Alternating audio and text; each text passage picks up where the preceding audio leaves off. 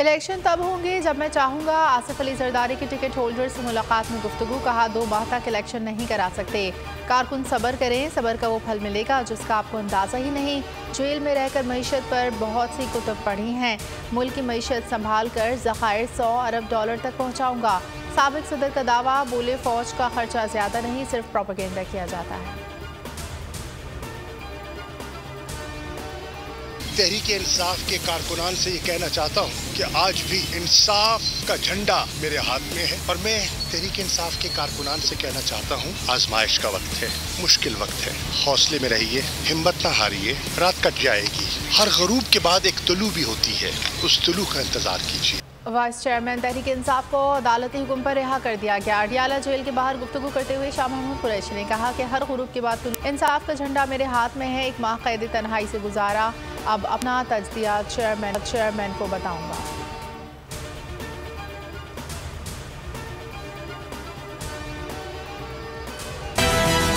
रियासत के ऊपर हमला किया गया और अब कहा जा रहा है कि जी ये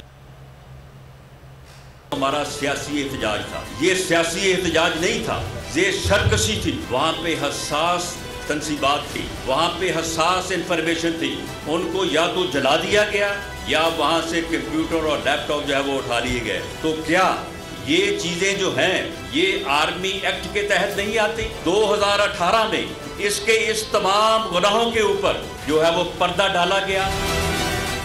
9 मई के वाक़यात सियासी एहतजाज नहीं, बगावत थी। शरपसंदों ने जिन्ना हाउस में लूट मार की और आग लगाई। वज़ीर दाखिला राना सनाउल्लाह की प्रेस कॉन्फ्रेंस। कहा एक फितने ने दारू पर हमले किए, मुल्क में नफरत और इंतशार की सियासत को फ़रोग़ दिया। कार्रवाई आर्मी एक्ट के तहत नहीं होगी तो क्या ट्रैफिक एक्ट के तहत होगी?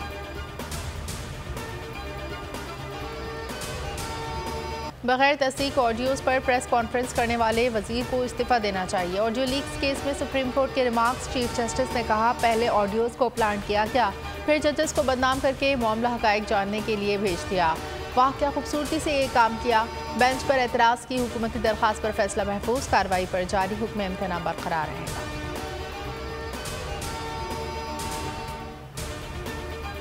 मफादात का टकराव हो तो चीफ जस्टिस ऑफिस ही फैसला करेगा। मालूम है तौहीन अदालत की दरख्वास्त किसके खिलाफ दायर की, आप खुद तौहीन कर रहे हैं। चीफ जस्टिस उमर बंदियाल के remarks. Attorney general Mansoor Usman Awan से मुकालमे में इस्तफसार किया, आप एक जज पर कैसे इल्ज़ामात आयद कर सकते हैं, जज को कैसे फरीक बना सकते हैं।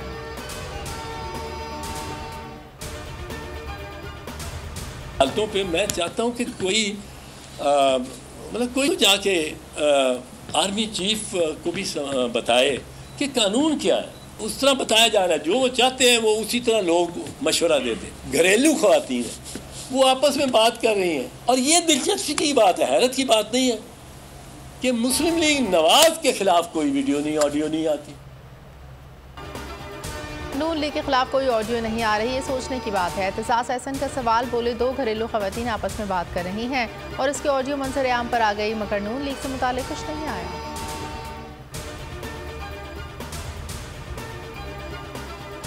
फौजी अदालतों में ट्रायल्स। चेयरमैन PTI की दरख्वास्त पर सुप्रीम कोर्ट ने एतराज़ उठा दिया। रजिस्ट्रार सुप्रीम कोर्ट ने कहा दरख्वास्त में ये नहीं बताया गया कि कौन से अवामी मफाद के इशू है। अदालत के आर्टिकल 184(3) के तसल्ली बख्श नुकात शामिल नहीं है।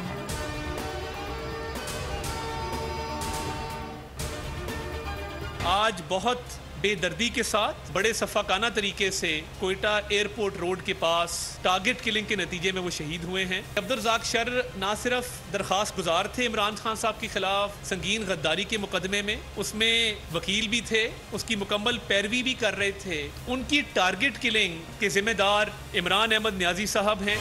कोयटा में सुप्रीम कोर्ट वकील के कत्ल के जिम्मेदार चेयरमैन PTI हैं। अता तारड़ कहते हैं वकील अब्दुल रज़ाक के कत्ल में चेयरमैन PTI को नामजद किया जाएगा। अब्दुल रज़ाक शर को टारगेट करके कत्ल किया गया, जो बाद के सरगर्म रुकन थे।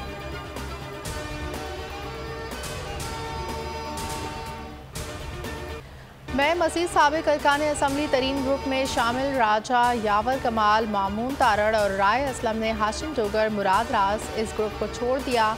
जहांगीर तरीन से मुलाकात के बाद शमूलियत का ऐलान।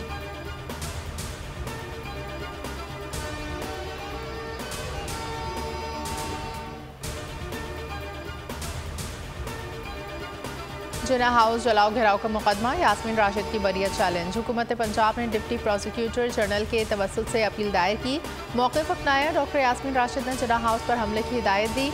लाहौर हाईकोर्ट बरियत के फैसले को कलअदम करार दे।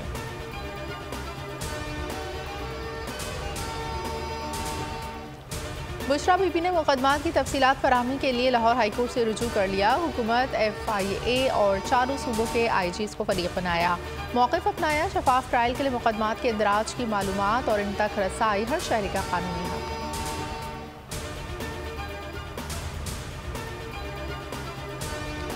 फरहद शहजादी के खिलाफ इंक्वायरी में पेशरफ। फरहद शहजादी और एहसन जमील गुजर के खिलाफ तहकीकात में नया मोड़। लाहौर नैब ने 8 जून को तलब कर लिया 117 बैंक अकाउंट्स होने के इंकशाफ पर तलबी का फैसला।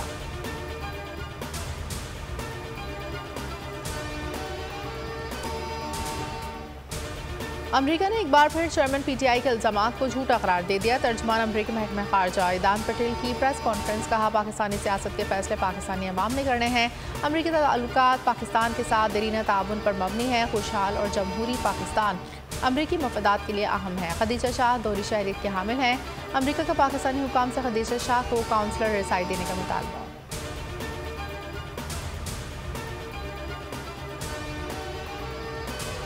पेशावर में थाना सरबंद पुलिस चौकी पर दहशतगर्दों का हमला, फायरिंग का तबादला। पुलिस की भारी नफरी मौके पर मौजूद।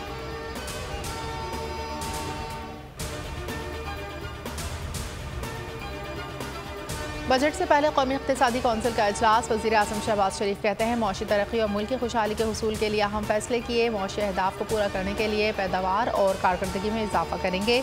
अपनी तमाम तर तवानाई गुर्बत ख़त्म करने पर लगाएंगे।